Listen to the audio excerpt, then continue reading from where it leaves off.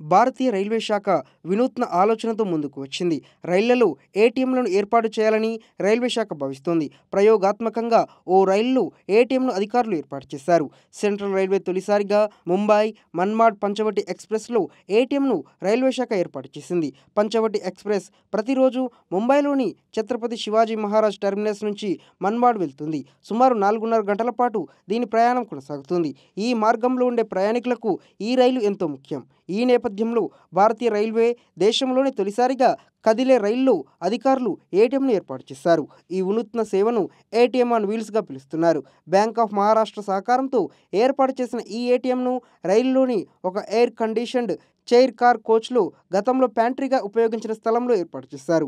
ATM vibrations వల్ల దెబ్బతినకుండా బోల్టులతో బిగించి రబ్బర్ ప్యాడ్లతో సురక్షితం చేశారు. భద్రత కోసం షట్టర్ డోర్ సైతం ఏర్పాటు చేశారు.